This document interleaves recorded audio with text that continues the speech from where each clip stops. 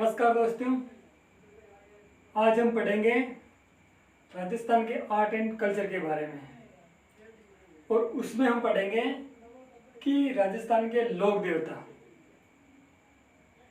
अब देखो, लोक देवता का मतलब क्या होता है।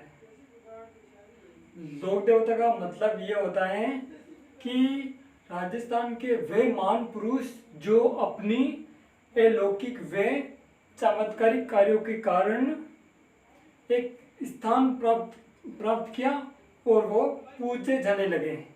मतलब जैसे कौन कौन से काम किए उन्होंने, इसलिए वो पूजे जाने लगे।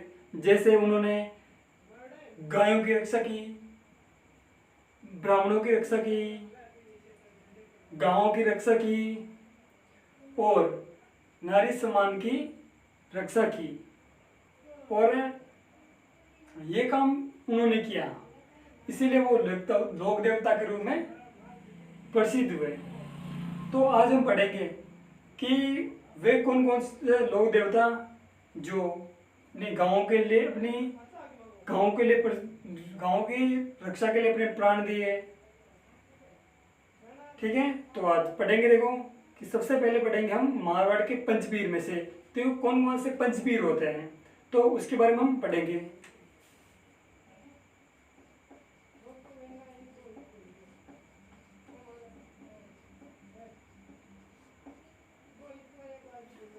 अब देखो, मारवाड़ के पंचपीर याद करने के ये कहावत है। तो यदि कहावत में से पांचों मारवाड़ के पंचपीर आ जाएंगे, वो याद रखने की कहावत क्या है कि कहावत वो यह है कि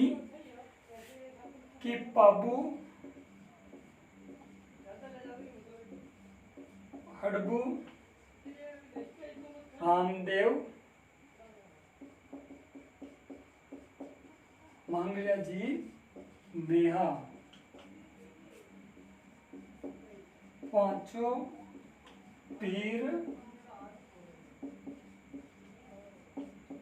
पीर पधार जो गोगाजी जेहा। ये है मारवाड़ के पांचों पीर। कौन कौन से हैं कि पाबूजी, हड़बूजी, रामदेव जी और मेहाजी मांगलिया और गोगा जी। तो सबसे पहले हम लिखते हैं कि पहले पाबूजी, फिर है हड़बूजी, फिर है रामदेव जी और फिर है मेहाजी मांगलिया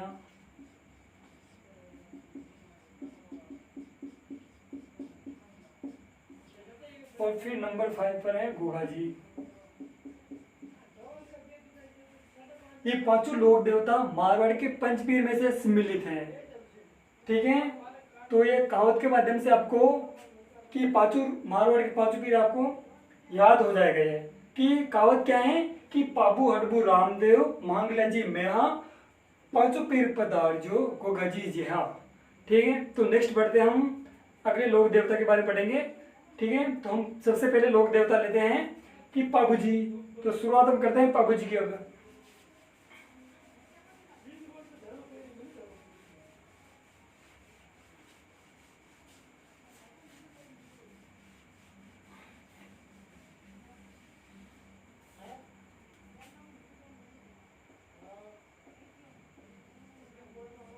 सबसे पहले लोक देवता कौन सा है? पाबू जी। तो पाबू जी के बारे में क्या पढ़ना है कि पाबू जी के बारे में हमें पढ़ना है कि इनका जन्म कहाँ हुआ, इनके माता पिता क्या नाम है। ठीक है, इनके बारे में पढ़ते हैं। चलो,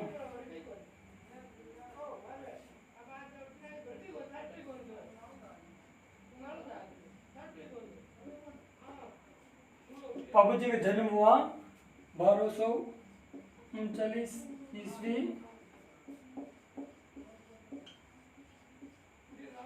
कोलमंड लोधी जोधपुर के अंदर।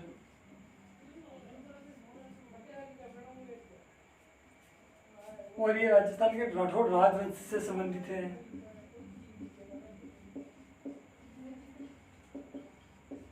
राठौड़ राजवंश से ये संबंधित हैं। फिर नेक्स्ट बढ़ते हैं इनके पिताजी के बारे में।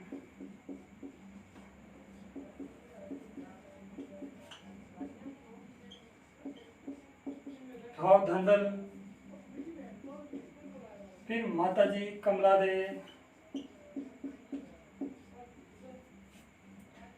फिर इनकी पत्नी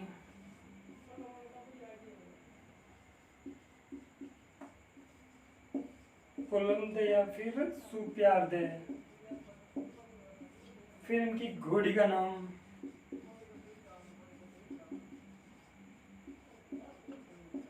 केसर काल में। आपको यदि ये मैं पढ़ा रहा हूँ तो आपको यदि समझ में आ रहा है तो इस वीडियो को आप लाइक करें और अपने दोस्तों के साथ शेयर करें ताकि वो भी इस क्लास का ज़्यादा से ज़्यादा फायदा उठा सके। ठीक है, नेक्स्ट बढ़ते हैं। देखो कि इनके बारे में पढ़ा है कि इनका जन्म है 1239 ईस्वी में कहाँ हुआ, कोलूमंड का दिए कहाँ है, जोधपुर के अंदर, और ये राजस्थान के राठौड़ राजवंश से संबंधित है। फिर इनके बारे में पढ़ा कि पिताजी का नाम क्या है, राव धंधल। फिर माताजी का नाम कमला दे, और फिर पढ़ा पत्नी फूलन दे या सुफियार दे। फिर इनकी घोड़ी का नाम क्या है, केसर कालमी।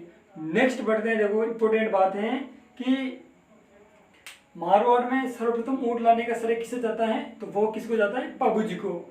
ठीक है, और इनको पालने वाली यानी ऊँटों को पालने वाली जाति किसको अपना आराध्य देव यानी पाबूजी को अपना आराध्य देव मानती है, पाबूजी को अपना आराध्य देव मानती है। और सबसे पहले पाबूजी यानी अमरकोट पाकिस्तान से मारवाड़ में ऊँट लेकर आए थे। तो नेक्स्ट पढ़ते हैं। देखो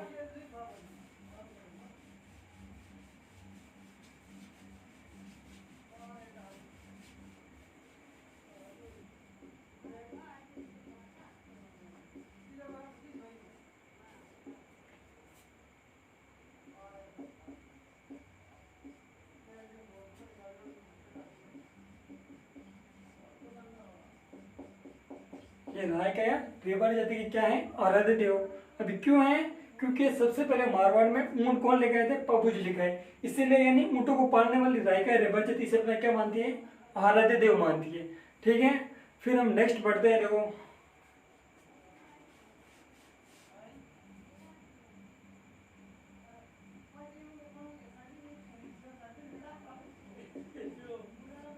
इनका मंदिर कहाँ है, तो इनका मंदिर है राजस्थान में, वो कहाँ है, कोलूमंड के अंदर। अब एक कोलूमंड कहाँ है, जोधपुर के अंदर। फिर नेक्स्ट पढ़ते हैं। देखो इसके बारे में मंदिर, तो इसका मंदिर का निर्माण किसने करवाया, तो मंदिर का निर्माण करवाया था 1358 ईस्वी में धंधल सोम के पुत्र। इनका पुत्र कौन था, उसका नाम था सोहड़ है। तो ये राव धंधेल का जो पुत्र था सोहड़ ने इसके जो पाबूजी के मंदिर का निर्माण करवाया था। फिर नेक्स्ट इनका मेला पड़ता है चैत्र अमावस्या के दिन।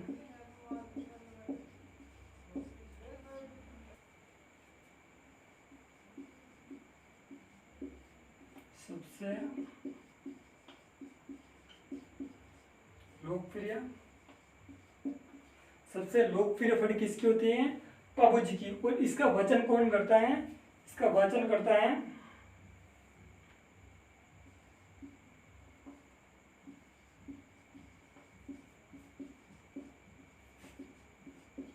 नायिका रेवाड़ी जाति, नायिका रेवाड़ी जाति के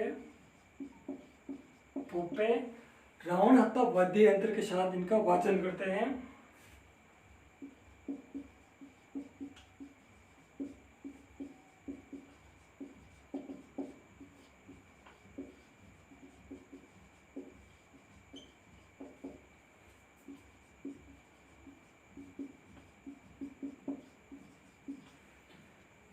यहाँ तक हमने क्या पढ़ा है कि सबसे लोकप्रिय फड़ किसकी होती है, पाबूजी की होती है। और इनका वचन कौन करता है, इनका वचन करता है नायिका जो रेवाड़ी जाति की जो भूपे थे वो रावण हत्या वाद्य यंत्र के साथ इस फड़ का यानी वाचन करते हैं। नेक्स्ट हम नेक्स्ट बढ़ते, देखो यहाँ तक सारी चीजें हमने पढ़ ली। अब नेक्स्ट बढ़ते हैं कि इनकी प्रमुख रचनाएं हैं रचनाएं कौन कौन सी है, ठीक है।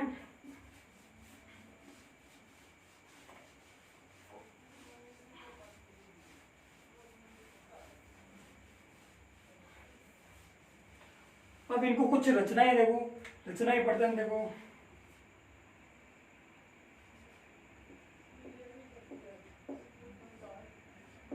पहली रचना है इनकी पाबू प्रकाश।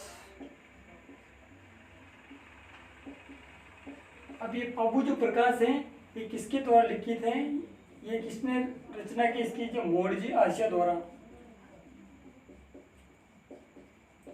मोड़जी आशा। फिर सेकंड रचना है पाबूजीरा छंद। अब ये किसके द्वारा रचित है, ये रचना है बेहाचारण। फिर नंबर तीन पर पाबूजीरा सोरठा। अभी पाबूजी सोरठा ये किसके द्वारा रचित है, ये रामनाथ कविया। और फिर अंतिम यानी चौथी पाबूजीरा गीत। अभी पाबूजीरा गीत ये किसके द्वारा रचित है, ये रचित है बांकीदास।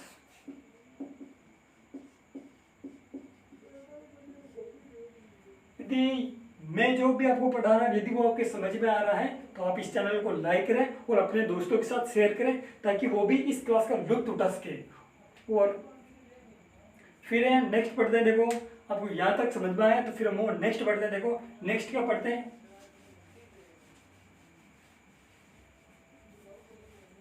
और सबसे इम्पोर्टेंट बात क्या है, सबसे इम्पोर्टेंट बात है कि इनके प्रतीक चिन्ह, इनका प्रतीक चिन्ह क्या है।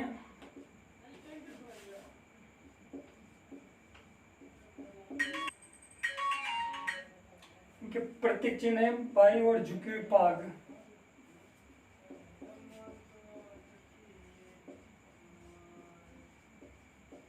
बाई और झुकी हुई पाग, पाग का मतलब क्या था, पगड़ी। और फिर भाला ले अश्वारोही।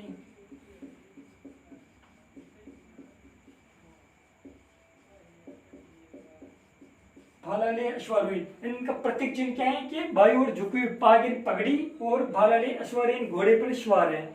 फिर नेक्स्ट पढ़ते देखो। अब नेक्स्ट हमें क्या पढ़ना है, नेक्स्ट पढ़ना है कि जो पाबूजी है वो देवल चारनी की गायों को छुड़ाते हुए देचू गांव, यानी किसे छुड़ाते हुए, यानी जिंद्राव खिची। जो पाबूजी क्या थे, बहनोई थे, बहनोई यानी जिंद्राव खिची से देचू गांव जो जोधपुर है वहां देवल चारनी की गायों को छुड़ाते हुए वहां क्या हो जाता है, वीर गति को प्राप्त हो जाते हैं।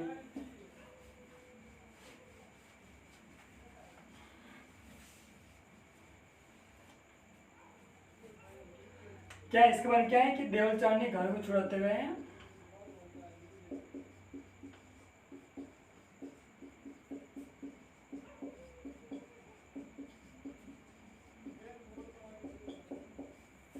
छुड़ाते हुए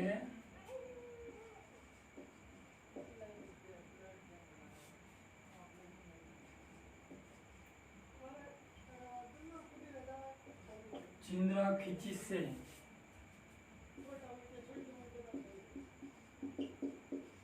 लड़ते हुए देचू गांव जोधपुर में वीर गति को प्राप्त हो जाते हैं, वीर गति को प्राप्त हो जाते हैं। और क्या पढ़ाएं कि देवल चारनी यानी देवल चारनी की गाय को छुड़ाते हुए अब इनका बहनोई था, किसका, पाबूजी का जो बहनोई था जिंद्राव खिची, उससे लड़ते हुए वीर गति को प्राप्त हो जाते हैं। और ये वीर गति को कहाँ प्राप्त होते हैं, ये स्थान है जोधपुर के अंदर और उस स्थान का नाम है देचू गांव। वहाँ क्या हो जाता है, वो वीर गति को प्राप्त हो जाते हो। और यदि आपकी ये क्लास यदि आपके समझ में आई है तो आप इस वीडियो को लाइक करें और शेयर करें ताकि जो आपके जो भी दोस्त लोग हैं, आपके जो भी भाई बहन हैं, वो यदि वो किसी कंपटीशन की यदि तैयारी कर रहे हैं तो उनको भी ज़्यादा से ज़्यादा ये फायदा मिले और वो भी जो भी एग्जाम के अंदर इनसे जो भी संबंधित जो भी क्वेश्चन आएंगे वो अटेंड कर पाए। ठीक है दोस्तों, और धन्यवाद।